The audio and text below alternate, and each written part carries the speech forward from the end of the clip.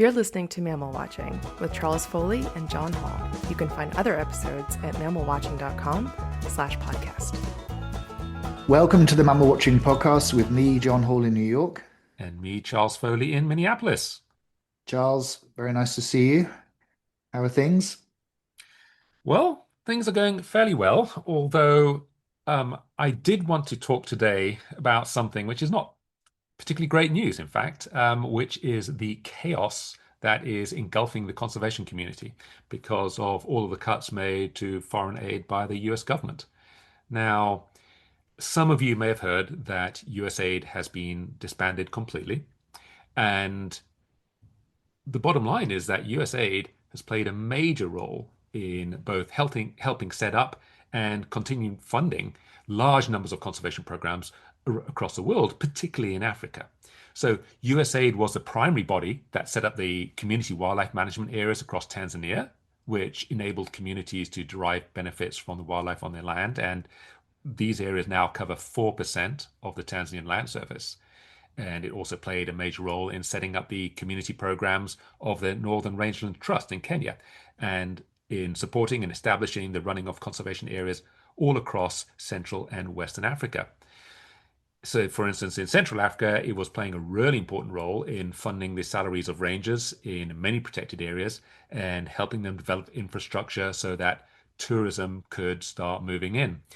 And this is an area, Central Africa, it's an area where it's otherwise really difficult to get money for. So the role that they were playing was really important. And all of this just disappeared overnight as the entire USA department was closed and all of its employees were sacked. And several large conservation organizations were the ones who were actually implementing the work on the ground. And overnight, they lost tens of millions of dollars.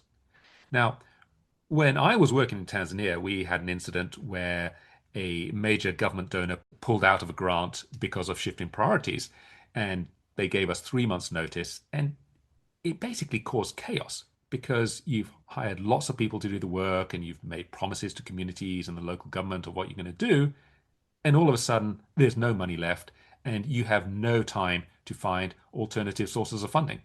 So you end up having to fire all the people that you've trained and been working with. And this is now happening at a massive level in conservation organizations across Africa in particular, but also in other parts of the world. And while some of the smaller conservation organizations typically would not apply for US funding, many of those have also been affected because other US government grants, like the US Fish and Wildlife, have also been stopped. And the US Fish and Wildlife Department has not been disbanded, but it's unclear if those funds will be reinstated. And frankly, given the way it's going, I think it's very unlikely that they will be. And the US Fish and Wildlife provided lots of small to mid-sized grants funding elephant conservation and the conservation of great apes, generally supporting lots of conservation work across both Africa and Asia. And the recipients of these grants are also left scrambling. And even if a conservation group is not being funded by a US government grant, it all has a knock-on effect because the larger conservation organizations tend to support and partner with smaller organizations. And if those larger ones suddenly have a massive hole in their budget, then they have to cut the money that they would otherwise provide to the smaller organizations, and it just descends into this negative spiral. So I know that organizations are now turning towards the EU to look for funding, but of course the EU is probably going to have a new set of geopolitical priorities that will require massive funding. And so, as usual, money for conservation is likely to be among the first to be ditched. So, all in all, not a great time for conservation. And I'm not saying this to be a Debbie Downer and just to sort of add to all the bad news that's already floating around out there, but I think it's important that our listeners understand the turmoil that these actions have caused, and that the conservation organizations they support are probably going to need even more money than usual. And support also includes doing mammal watching. So while mammal watching tourism only brings in relatively small amounts of money to communities, its impact can still be significant. And most importantly, its impact that's not directly subject to government whims. So when you do visit community areas for mammal watching, remember, be generous to the guides, be generous to the local communities. And for those of us who support conservation organizations directly, remember that they are likely to be hurting at the moment and in even greater need of our support. Yeah, it's just very sad what's happening in conservation and across the development world generally. And as you say, it's not just the US that's cutting funding. There's this knock-on effect to many of the other countries that have traditionally been quite generous in supporting these things because there's an expectation now they need to pay more for military, for example, and that money has to come from somewhere. So, I think whatever people think about international aid organizations, when you hear about these stories of on the ground and the work that's being done in the projects that you're familiar with, Charles, for example, in Tanzania, it's just very sad to see so much work that's been invested in for so long just falling to pieces so quickly. It's very, very sad. So yeah, as you say, mammal watching is just one part of the picture, a very small part, obviously, but it's immune to that sort of capriciousness of the latest political sort of thinking of the day because it's, individuals are responsible for supporting it and doing what they can. And that's one of the reasons why mammalwatching.com is now a 501c3 in the US. We've just got registered as an official charity, a conservation charity. So I'm hoping at some point we can start doing more with that and trying to get money into local communities by promoting mammal watching. And if any wealthy people are listening, you can donate, and it's tax deductible in the US, just saying. But we'll talk about more on that in the future. But it seems the time is right, really, to start doing more of this grassroots level individual based work for mammal watching because it can have a really important impact on small areas, but many small areas make a big area. So there's a lot of potential here to do some good, I think. Yeah, no, absolutely. And I think it's time to start solidifying that. And John, other than the politics of the day, of course, you have been off to Texas to look for mole rats, haven't you? So that sounded like a fun trip. Yeah, my continual fascination with animals that live underground. And I really do think there's something that goes back to my childhood about this, about seeing a hole in the earth and wondering what lived in it. Yeah, I went with a good friend of mine, Robert Dowler, who's an emeritus professor from San Angelo. There's many reasons to love Bob, but one of them is that he's a big fan of this podcast. He's listened to every episode, I think. The only podcast he listens to, he told me. So he is one of the people who has downloaded this podcast 50,000 times now. That was the statistic we got a week or two back. So this podcast is officially platinum in the mammal watching world, I think. But yeah, I had a good fun trip with Bob. Very quick trip to the Texas Panhandle on the border with Iowa. We did a quick mammal survey of the Rita Blanca National Grasslands, which is a beautiful little spot, little patches of sort of native prairie, I guess, but interspersed with fields that have been irrigated and kind of ruined for wildlife. And Bob is a gopher expert. He's also a skunk expert, but he's basically a master craftsman of mammal trapping. Whenever we set traps together, Bob always catches more than me in his traps. And I don't know how he does it, but he does. And so we were trying to get Hall's pocket gopher. Bob has previously shown me 9 other pocket gophers in Texas, and this was the 10th and final one I needed to see. He hadn't seen it either. So we caught eventually 2 of those. They were little sneaky little devils, much more difficult to capture than other pocket gophers. Maybe because the soil is so sandy, they're more maneuverable than other gophers and avoid the traps. I don't know. But we eventually caught 2, and we saw a few other cool small mammals like grasshopper mice and kangaroo rats and harvest mice. But it was a really fun couple of days. I want to thank Bob on the air for all he's done to support my mammal watching habit, and I hope to see him again. Thanks, Bob. Yeah, absolutely. And I'm assuming that the Hall's pocket gopher is not named after you, John. I don't think so. No. So Charles and I are very pleased today to be talking to Rachel Ashegbofe Ikemeh. She's a Nigerian conservationist. She's a biodiversity management strategist. She's a visionary and she's a change advocate. And I have to say, my son heard her talk, gave a talk in Australia or via Zoom, and got on to me straight away and said, Dad, you've got to try and get Rachel Ikemeh on the podcast. She's incredible. She had so many stories. So thank you, Patrick. And thank you, Rachel, for agreeing. Rachel founded the Southwest Niger Delta Forest Project, which is a grassroots community conservation initiative. And that's now expanded into a 93-person team made up of people from local institutions and indigenous communities. She's brought critical interventions to threatened ecosystems and species in complex, very complex socio-ecological landscapes in southern Nigeria. And with her team, she successfully led campaigns and actions to protect critical species from the brink of extinction, resulting in the establishment of 4 new protected areas.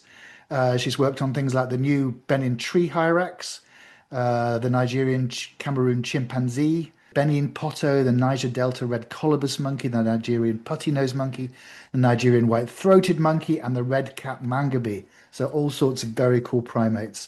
Rachel, thank you so much for joining us. It's great to meet you. Thank you, John, and thanks to Patrick for suggesting or introducing me to your dad. So that's such a great honor. Thank you so much. Yes, wonderful to meet you, Rachel. Thank you, Charles. Perhaps you could start off by telling us how you got interested in conservation and in wildlife. Oh, wow. So that's a really good question because my story, I sometimes feel it's so very, very unconventional. Like it's not your traditional conservation story. I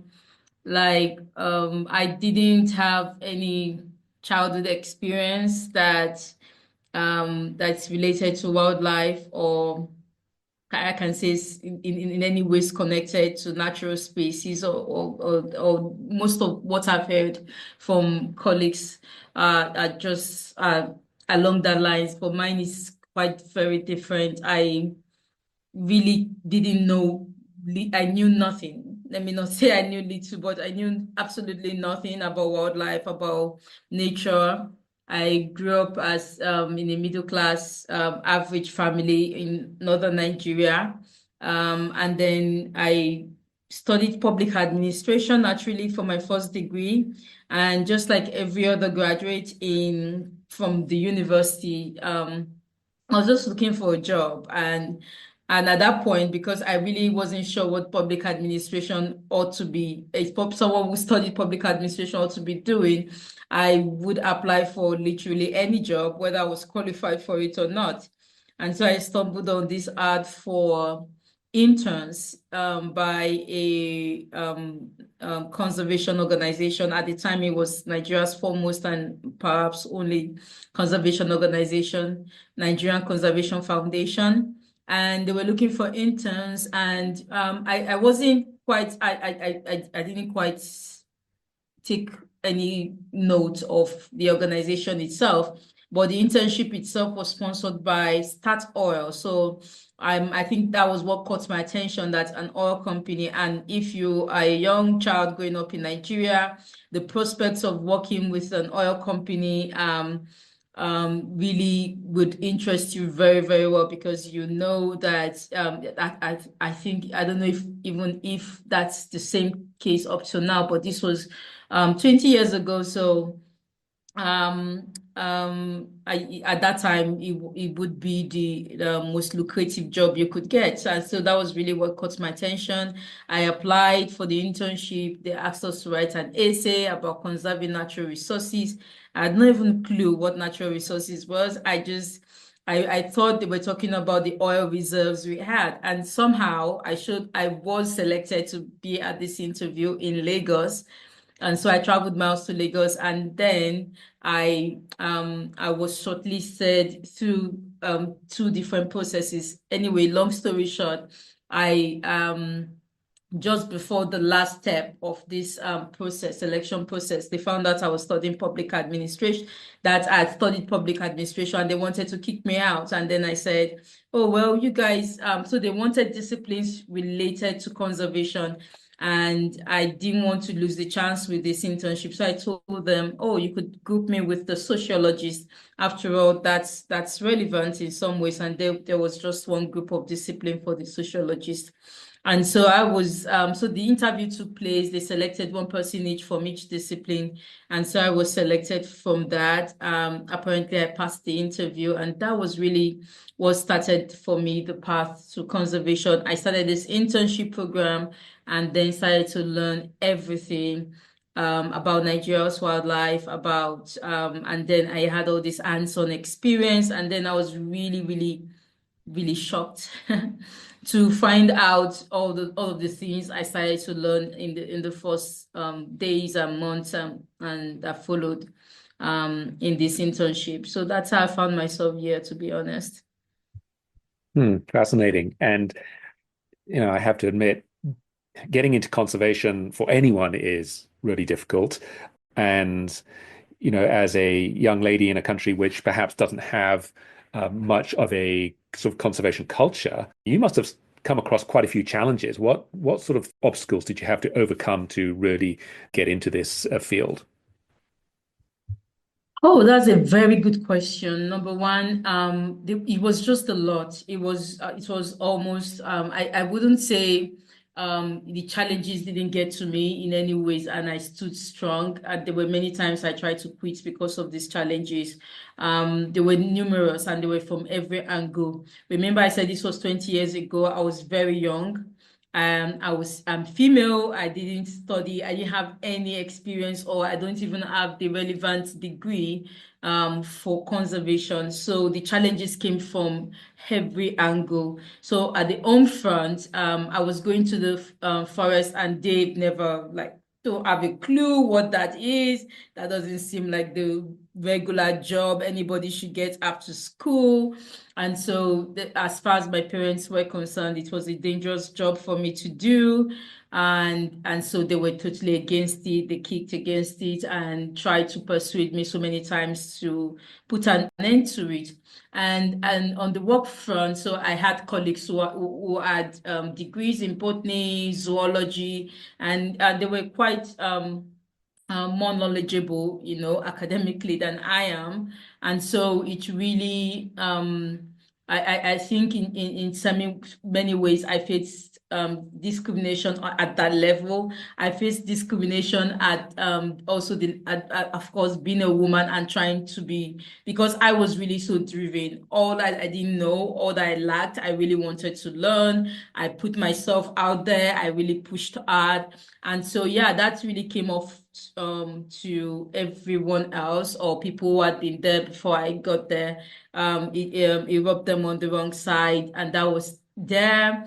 And then, of course, there was just the average person, the general public, any other person who gets to meet me, and they wonder why a girl would be or a woman would be doing that sort of work. So literally everyone I met, and even those who I worked with, really tried to discourage me from it. And then, of course, in a society like Nigeria, especially when you're female, you are expected to, go to school, get a job, get married, have kids, So there's everybody has an expectation for how your life should go. So the challenges was in all fronts, to be honest.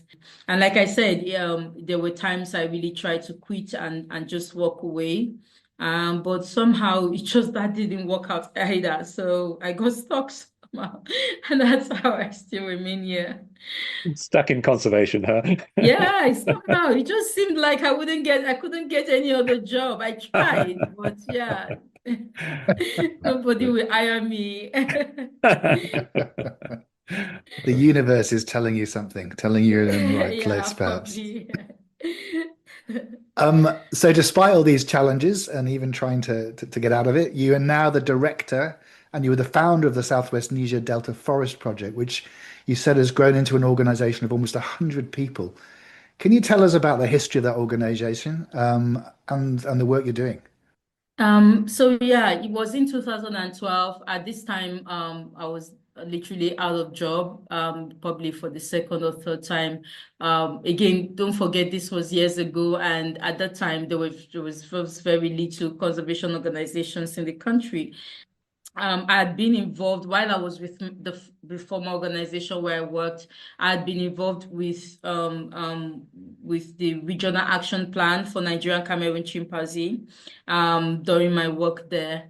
And so at that time, the action plan itself document was now published, and it became public, and the gaps became obvious for me that nobody was working in the Niger Delta, nobody was working in some sites in southwestern Nigeria. And I think I've always been drawn to where it seems like something needs to be done, where issues needs to be addressed, and where nobody seemed to be doing anything about it. So I saw those gaps, and I felt I mean the entirety of the Southwest Niger Delta Forest Project didn't really start off as wanting to the idea or the initiative I didn't think it was going to evolve into a conservation organization. What we thought was going to happen with the work was just to do good research work, produce good reports, and really show the stakeholders, that's the government or the big NGOs, the gaps that exist, the questions around chimpanzee at the time. So these were populations in Niger Delta and in southwestern Nigeria. There were no knowledge, there was no knowledge yet or information about their genetic linkage. So there were questions around that. Most of all, there was conservation issues had been identified or highlighted in the documents that I felt someone had to do something about. So really, that was really the start of Southwest Niger Delta Forest Project. Little did I know that after the all research work and then, presenting the reports to everyone else, people who I thought would implement the management solutions or the conservation solutions proposed in the report, would do something about it. So it was just like there was an assumption. I was very sure that if they could see the problems, if they could see where the problems were, they would be able to do something about it. So it was when nothing was done, the solutions I was proposing for chimpanzee conservation, probably it was time for me to also try to implement those same conservation solutions. So I know that the areas around the Niger Delta, for instance, enormously challenging to work there. You've had some of the worst environmental degradation anywhere on the planet involving sort of the oil industry and the government. And there's also the whole security side of things. So obviously, incredibly difficult area to work in. What have been your biggest challenges that you and your team have faced? You've mentioned it all. I mean, it was insecurity, and there was all this economic interest in the Niger Delta, and there's theories. And of course, the focus has always been on the oil. That's crude oil, gas, the natural gas reserves, and has been at the center of the conflicts that has erupted in the Niger Delta through the years and in the past, now 30 years. There is no challenge that is unique to us. Like it's the same challenge anybody who goes there would face that we face there. Yes, and it was really difficult to work to start working there at first. The reason is very obvious. There's a lot of suspicion to any work whatsoever, to outsiders in quotes. Like, I don't really consider myself an outsider per se, but any proposal to do or to implement any initiative is always looked at with suspicion by the local community. So it actually takes a while to gain the trust that you need to work in such an environment. So so the biggest challenge was really trying to dissociate ourselves from shall I say, I don't want to make anyone look bad, but I think we made all of the effort to dissociate ourselves from any predatory history or history of exploitation that had gone there in the past, and really project something that is fundamentally necessary to their own living in the current circumstances. So, for example, I remember when we first started working in the Niger Delta, so besides all of the conflict that was going on, there had just been a massive flood in the region. And this flood affected so many lives and livelihood and even the wildlife themselves. And I remember when we first when we started to approach the communities and talking about how we are trying to get more information about certain species of primates. Some members of the community and even the elders and the leaders would say to us, oh, you don't even care about us, like you don't care about our own lives. You're here telling us about a monkey.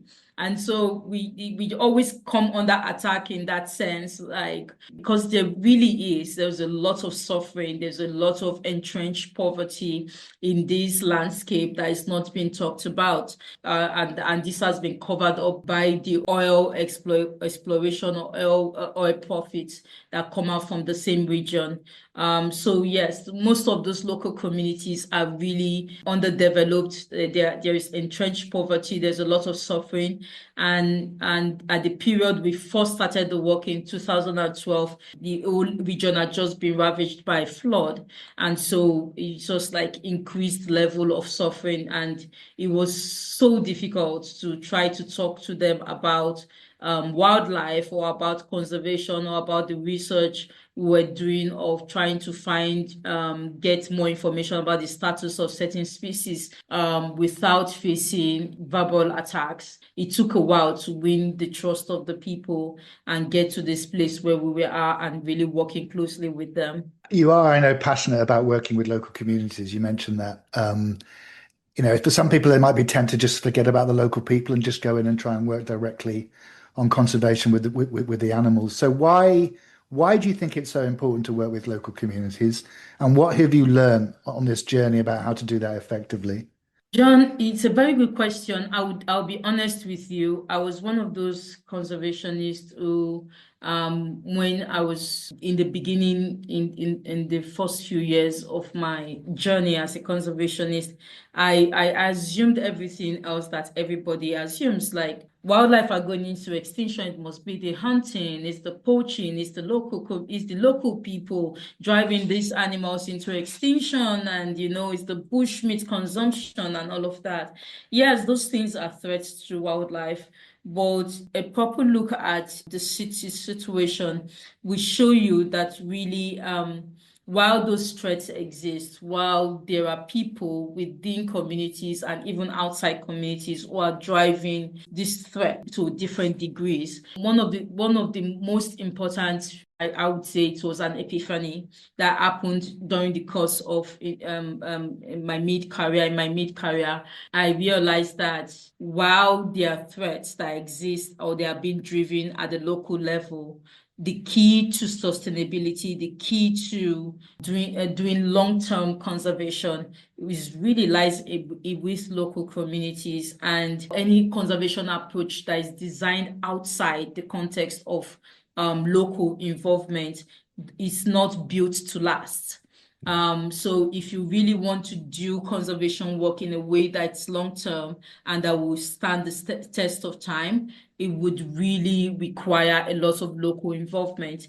And let's take, for example, COVID. When COVID happened, a lot of research stations, a lot of conservation projects, the reality dawned on them that when we were all stuck at home in our different cities or in our different countries, many of these conservation projects had to rely on local assistance to be able to whether collect data or continue their work in the months following COVID and the pandemic. And I think it really was an eye-opener to make people realize that if the local people are not empowered, monitor the wildlife or conserve the wildlife within their vicinity, then we could really, the wildlife are still as much in danger as they were even before our intervention. Yeah, that's a great example. Yeah, I was just going to say that the thing about working with communities is it's time intensive and it's often expensive, and sometimes it can go around in circles, etc. And most scientists, they prefer to be out there just like counting animals. But it's the hard graft, and unless you do it, as you say, you don't get the sustainability. And when you do get the communities on your side, it just opens up a whole new world of possibilities that you simply don't have if you just go in there to count animals or do your little study and then leave. Yeah, so true, Charles. So true. And I'll give you an example. As I speak to you right now, and in 2020, we started the first stages of our community-based conservation initiatives. And the first community, we started working with one community in Niger Delta prior to this time. And let's not forget the Niger Delta in itself as a landscape. It's about the second largest swamp forest in all of Africa and the third largest contiguous mangrove forest in the world, the third largest contiguous Wow. mangrove in the world. So it's a very important landscape. But imagine that throughout these vast ecosystems, there was no protection for anything whatsoever. There was no protection for habitat, no formal protection. I mean, there were designated forest reserves that never existed on ground, but all of those things were just as good as lost because nothing was happening there in terms of knowing what is there. When we established this first community-based conservation area, 4 years down the line, the news got around to other communities. And as I speak to you now, we have 11 communities. They are demanding for us to come and partner with them to do conservation, 11. And we can meet up with that because we never prepared for that. So that's huge. That is communities saying, they see for themselves the benefits of conservation. They saw the species. We went there to the target species, which is the Niger Delta Red Colobus monkey. They've seen the numbers double. We are able to capture them on video. We are able to photograph them. There was all these testimonies, not from us, but from these community we started working with, became ambassadors all over the landscape, talking about the realities of the results or the outcomes that has come from the conservation efforts they have been involved with and which they own as their own. So I'm just reinforcing what you've just said, that the possibilities are just enormous. We won't have gotten this kind of results if we had gone the traditional route or of government or international collaborations. I mean, those are great. Those have achieved so many results over the years. But when we really want to go into the nitty-gritty of doing long-term conservation, we don't have any choice but to do the hard work of bringing communities in and allowing them to own it or to own the entire processes, and not just them watching you do conservation for them, but they taking the driving seat, like just being the drivers of all of the processes and then being empowered with the knowledge, the skill set, and just equipping them with everything they need. Because sometimes people talk about community-based conservation. I've heard it in so many. I mean, now it's sort of like a fashionable language to use in the conservation settings. But what you see happening in those settings is that people have they've set up communities to fail in conservation. So they are doing the work alongside, they're really the ones doing the work of the conservation and letting the communities just watch them. And then when the funding dries up or something happens, it looks like that whole project or the initiative has failed because communities couldn't do conservation. But in the real sense, communities can do conservation and will do conservation if you let them, if you give them the know-how and you equip them with the skills to be able to do it. Wow, that's a really great success story. What you're doing, incredible. I hope you can keep going with this growth. It's phenomenal. Thank you. Now I know from Patrick, from your talk that he talked about some of the dangerous situations you'd found yourself in. Could you run through a couple of those? Because it's a region that's not always that safe.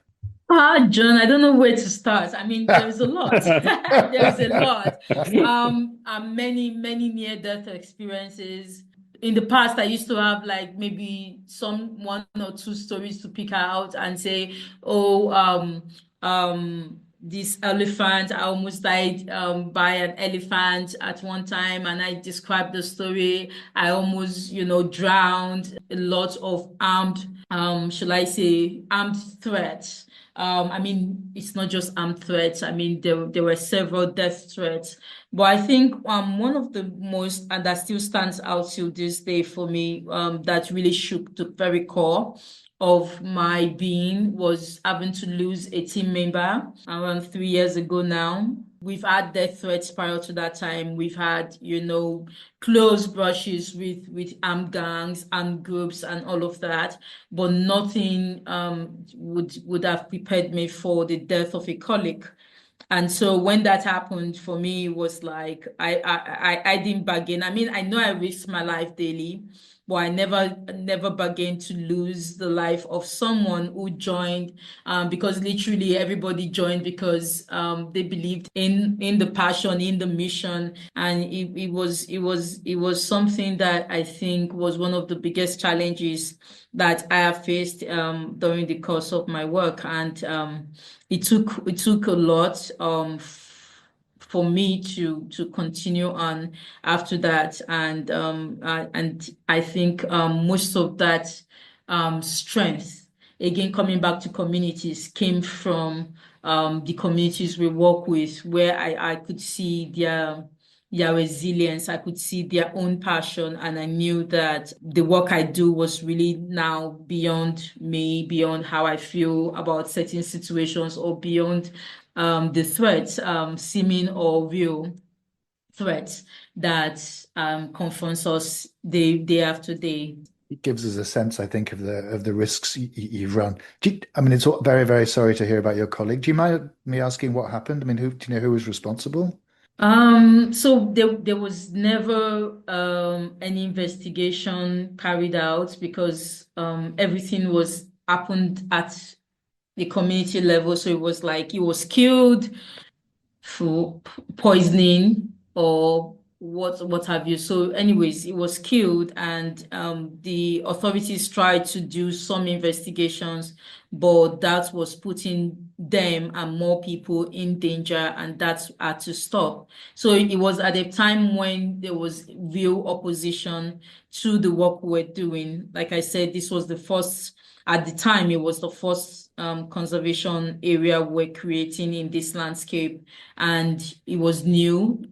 Now this is fast forward 5 years, and we are having all of these demands for partnership and all of that. But at that time, we faced stiff opposition from a lot of people, also locals within the landscape. Yeah, I think that there's an image of conservationists. It's probably derived from the sort of films of African wildlife, that people think you just go out in a car or a plane and fly over, see the animals, and then spend your evenings on the veranda of some nice lodge drinking G&Ts. But the reality isn't quite like that, No, it's as not. you so well point out.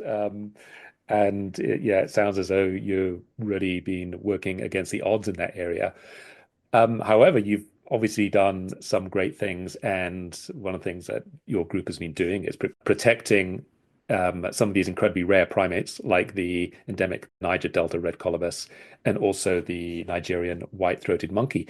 Can you tell us a bit about that work and how those species are doing at the moment? One thing you should know about the Niger Delta Red Colobus, you rightly said it's endemic, so it's found only historically. It's ever known in an area of 1,500 square kilometers in central Niger Delta, and not found anywhere else in the world. And it's one of the most recently discovered species of primates, and in 1993. So, and that's pretty late for an old world monkey to be discovered.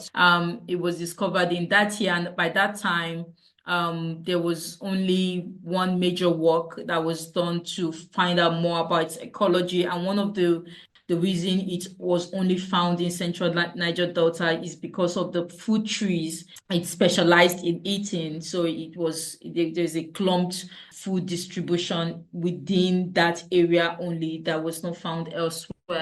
And so this is a very forest-dependent primate. It can't survive in captivity. There's been attempt to rear them in captivity, but they've not survived. So they are not found anywhere else outside of this forest. So at the time they were first discovered, the population was estimated to be just under 10,000 individuals. Then civil conflicts broke out in the early 2000s in the Niger Delta, and afterwards there was really no work that was done in this area. So fast forward 13, 14 years later, we came on the scene and we tried to retrace the steps of the first work that has been done by then a PhD student called Lodrick Ware from City University of New York. He had good records of where all the places where these species can be found, and we did our work in 2013 throughout the species range and found out of 13 communal forests that had been identified by Lodrick Ware, we only found the species in 4. And out of these 4 communities, the population was only viable in 2 places.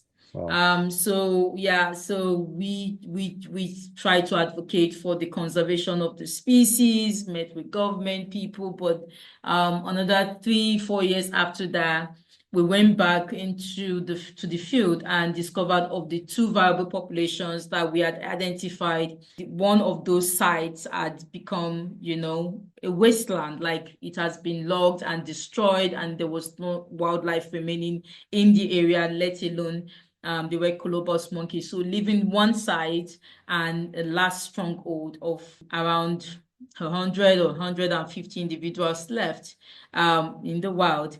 The IPS, which is the International Primatological Society, usually carries out these biennial assessments of primates across the world. 6 times classified the Niger Delta Red Colobus monkey as one of the world's most endangered primates.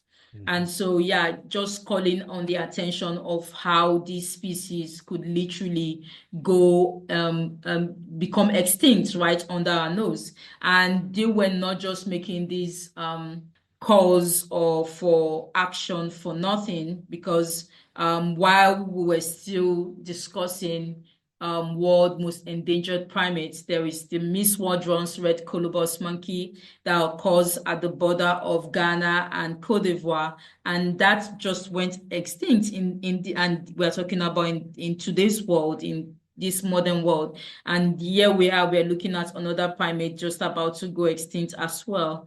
And so it was at that time we swung into action, and now with everything else, I haven't tried everything else and had failed, which is like really advocating the conservation of the species to government and international bodies.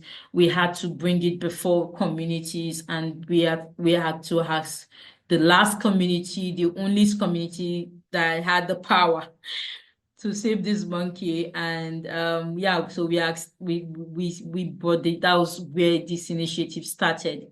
Fast forward 5 years later, we believe some of our last guesstimates, at the time we started, we only used to see one group of the species, so like just one large population. Now there are 3 large population. We can photograph them easily. We've had the very first video.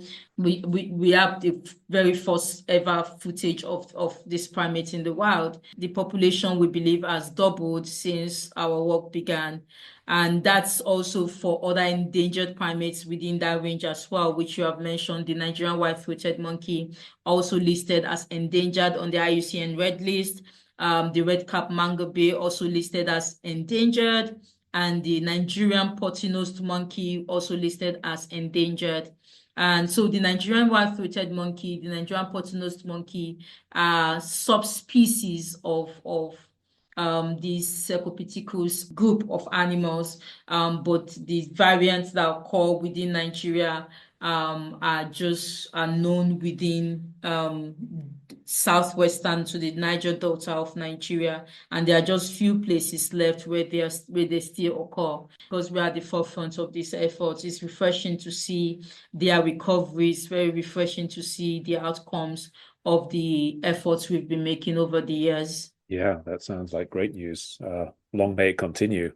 And now I know that you were involved in the discovery of a new species of mammal, which is pretty unusual. The mammal being the Benin tree hyrax. How did that come about? So because I wasn't at the forefront of that, so I think that somebody else can champion or maybe talk better and talk more about this.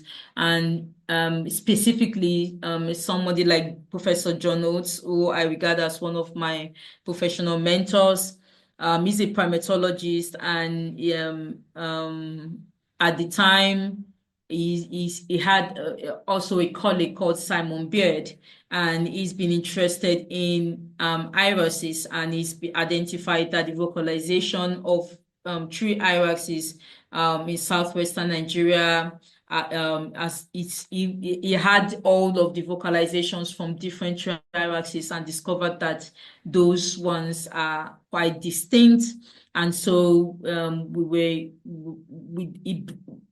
were brought in because we're already working in the southwestern Nigeria on chimps, and we're asked to help to collect tissue, genetic materials, tissue from or blood samples from the tree irises where we find them, doing the analysis to confirm whether they were different species or not.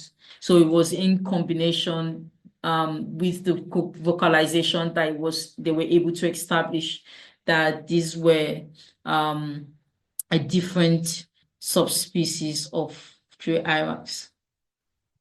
Different species, I think, actually. Yes. Sorry, I'm sorry. Yeah. Yeah, different species. Sorry. Yeah, I know, that's great. Yeah. Well done. Exciting, yeah. Rachel, so I think none of us now are in any doubt that this area you work in, this ecosystem, is incredible for mammals and the species there, but it also sounds extremely challenging to travel around and to be in. And that probably explains why there's only one report on mammalwatching.com from Nigeria. And there's dozens from neighboring countries. So what potential do you see for mammal watching tourism to become more popular? And in particular, and if you know, in Ghana, for example, there are these community-based monkey sanctuaries where the villagers protect a patch of land and people like us pay to go and stay and see them. Can you see that happening in Nigeria? Absolutely. I mean, I can tell you for sure, some of the communities we're working with are very optimistic that would definitely happen at some point. Recently, we worked with one of the communities in the Niger Delta, and we assisted them to prepare their management plan, a 10-year management plan for the conservation area. And top on their list, like, they had this boldly written vision for the conservation area, and they said to develop top class or world class tourism site. Like, that's their vision for the site in 10 years, to become a world class tourism site or destination. So they are pretty optimistic about it. Challenges don't last forever. Sometimes they evolve, they become something else. Sometimes people are able to navigate around them. But whatever the case, yes, it may seem challenging now, but everyone is quite optimistic that at some point, because the Niger Delta Red Colobus monkey, for example, a species that don't occur anywhere else. Besides that, there is the Skeletus guinon, which is another endemic species of primate in Nigeria, and also being conserved by communities only. So they are not conserved in a state or government-owned forest area, but they are being conserved by communities as well. So all of these give a lot of potentials for people who are very keen about seeing like you, John, who wants to see all mammals and record new ones every day and tick that off your list. So yeah, it's not a world-class tourist site yet, but it's just definitely possible even now for people to come out and see this wildlife in their natural habitat. That's music to my ears even now, and I have to say, from where I'm sitting, it sounds world class to me. Whatever the local community think, world class mammals for sure. So I need to talk to you more about this when we at another time. But this is great, really exciting. Yeah, and on that note, we do have some primate mad people within the mammal watching community who travel around the world trying to see every single last primate. Cheryl Antonucci springs to mind. So let's say some of these slightly mad people wanted to visit Nigeria to see these animals. Where would you recommend that they visited, and how would they go about arranging it? For now, I would really recommend they visit Ise Forest Conservation Area, which is one of the protected areas which we manage in partnership with the Ekiti State government. And we are now trying to develop tourism in this site. So it's in southwestern Nigeria, and this is the site where we have chimps. And so yeah, I recommend they start that probably within the shortest possible time. There's a lot of ongoing plans and work towards tourism facilities.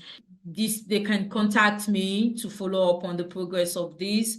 I'm hoping that maybe within the next 12 or in 12 calendar months, we could begin to, I mean, most of our efforts right now are geared towards developing domestic tourism, but I think anyone is welcome, really. And I don't think there should be a problem for anyone elsewhere or in another country to visit this site. And so, yeah, apart from that, there are also national parks in Nigeria. The forest is very still relatively intact with lots of wildlife. Of course, they have their challenges as well. We spoke earlier of the work of WCS. As you know, they work in Yankari, they work in Cross River National Park, and there are all these wildlife sanctuary where they conserve Cross River gorillas, drill. Chimps are also there as well, elephants in this site. So there's also the Okomo National Park, the Gashaka Gumti National Park in northeastern Nigeria. All of these have been attracting a lot of attention over the years because now there is this partnership between government and NGO to better manage these sites and to ensure there is a level of security, not just for tourism, but for people to be able to do their work, which is conservation work to protect the sites and to bring some form of sustainable livelihood to communities that also depend on these areas. Yeah, and I was just thinking when you were mentioning that, I mean, are there any tour operators that you know of that work in the area? I would have expected the birders, because they're even madder than we are, to be the first ones to go through there. So I'd expect it to be some guides, but do you know of any? I do. I mean, they really are. They are. The only thing is, I could send you a couple of contacts for people to contact who have more updated information than I do. But I remember very well working with the Leventis Foundation and people who were passionate birders that are in Nigeria and who helped to promote some of the Nigerian sites for birding. There are people I know right now who, although not really focused on natural sites, but they've been quite focused on promoting tourism, cultural tourism, historic sites. Of course, because of some of these challenges we faced in the recent years, there's been few promotion of these natural areas, but I think that would begin to change in the coming year or in the coming months. Good to hear it. Very good. Charles, what are you doing in 2027? Nigeria? I'd love to go. John is determined to bankrupt me, Rachel. It's my mission. I'll take you down with me. Yeah. Rachel, you must have had many interesting mammal encounters over the years. Do you have one or two that particularly stand out? Yeah, there are lots of which one stands out the most? I can it's very hard to pick. I never forget elephant charging me in Gabon. And yeah, that's an interesting story. So I was in Gabon. This was 2008, and I remember I went there for a training, so it was like a regional training for Africans. And if you know anything about Gabon, a spectacular forest, lots of wildlife and almost untouched wilderness. And so, yeah, as a Nigerian, I was always mostly shocked at how even the animals were shocked to see people. So it was that kind of situation.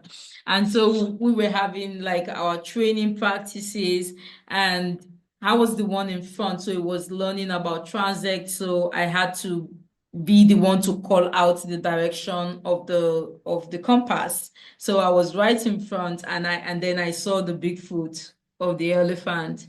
And I remember I screamed, "Elephant!" And everyone else behind me only heard. They had not seen the elephant, and then they ran. I who shouted, I froze, and then I was just there. And so I froze and waited, and then I saw the elephant like came out from, from behind the leaves, and then at that point I was like, yeah, I'm finished, I was thinking in my head. And then the elephant, like in a way, in a motherly, very motherly way, as in to say, get out of here, little children, like kind of situation. So at that point, it was like right in front of me, like around 5 meters maybe, and our eyes met, and the elephant trumpeted, and that was when I got the courage to like unfreeze, and then I went for it, and then I ran. And it always used to stay with me as one of my memorable wildlife encounters, because I remember very well how I used to tell everybody I love photography, I love wildlife photography. I used to want to, get right in front of animals and just, capture them and capture a beautiful photo. I feel like I live for moments like that. And I remember how everyone made fun of me at that point, and they were like, "Why didn't you take photo at that point, Rachel?" I was like, so yeah, and yeah, that was disappointing that I couldn't get a shot, but of course it wasn't the time to take shots. But anyways, yeah. Rachel, this has been fascinating learning about this part of the world. Is there anything else that you would like to talk to our listeners about? Come to Nigeria. Right? Come to Nigeria, come learn about the wildlife. I mean, if there is anything I would love to say really is this, like recently I put out a commentary, should I call it an opinion piece, a commentary about how I feel like the world has been fed or overfed with sceneries and wildlife of Eastern Africa and Southern Africa, to the point that I feel that has actually contributed to the massive or tremendous loss that West Africa has experienced with regards to its wildlife. And I feel like it's been the overattention on one thing can really lead to or drive another thing into extinction unknowingly. I mean, some of this we did innocently, but I remember very well that, and I've heard this also from other West Africans, maybe a Ghanaian or someone from Ivory Coast, and they would say to me that people would say to them, when they say they are wildlife conservationists, people will say, "Oh, are there any wildlife in Nigeria?" Or we thought, So I remember an American came to our field. One of our donors came to our field site once, and she said to me that she told someone she was traveling to Nigeria, and the person said, "But there are no wildlife in Nigeria." Of course, West Africa is not the Serengeti Plains, it's not Kruger National Park, teeming with all of this wildlife that you can see from a safari car. And that's because the habitat there is different. That's because it's forests. That's because some of these areas, yes, visibility of wildlife, it's not like you would see in open plains, but it doesn't mean there are no wildlife there, and they are less important than the wildlife in Eastern Africa or in Southern Africa. And I think it's just about time that we start to pay attention to all wildlife when we start to give attention to the wildlife. And I think the reason why there is a Kruger, there is a Serengeti or Masai Mara National Park or what have you, is because there was all of this international attention on these species. And so it led the government to believe that if everybody sees this as important, we should as well protect it and give it the importance that everybody is showing to it. I think the reason our own government have been negligent, have been indifferent about wildlife conservation is because there's been no international attention to our wildlife. And it's about time people start to talk more about the wildlife, not just in Nigeria and West Africa. We've got wildlife too, many special animals, and it's about time that there is some significant attention given to it. Couldn't agree more. No, I completely agree with you there, Rachel. And you are a fantastic ambassador, I think, after listening to this podcast for West African wildlife and the potential and the importance of those ecosystems that you have done so much to protect. You said a line I really liked earlier. You said challenges don't last forever. And I think you're living proof of that because, you talked about a career where your society, colleagues, friends, even your parents were trying to stop you. You even tried to stop yourself at some point and get out of conservation. But here you are, you've persevered. You said you were drawn to some of the most difficult and deserving places. And I think from what you've said, there possibly isn't anywhere more deserving or difficult than those ecosystems and that forest you're working in. What a challenge. But that perseverance, that passion for working with local communities has paid off. And to hear stories about how that red colobus population has doubled in those few years since you've been working with the communities, it must be so inspiring for you and for the people you work with. So what a wonderful story. Fascinating. I can't wait to visit Nigeria. And I'm going to talk to you about that offline. But thank you so much for joining us, Rachel. It's a real pleasure. Thank you so much, John. Thank you, Charles. Yeah, and I agree with all of John's sentiments. The dedication that is needed to do this work is astonishing. And it's absolutely wonderful that someone is willing to do it. Put in the hard graft and the hard hours to keep these species alive. So thank you very much for what you do. Thank you, Charles. Thank you so much. Thank you for having me here. It was such a great pleasure to talk with you too. Thanks, Rachel. Bye. Bye. Bye. Bye. You've been listening to Mammal Watching with Charles Foley and John Hall. You can find other episodes at mammalwatching.com/podcast.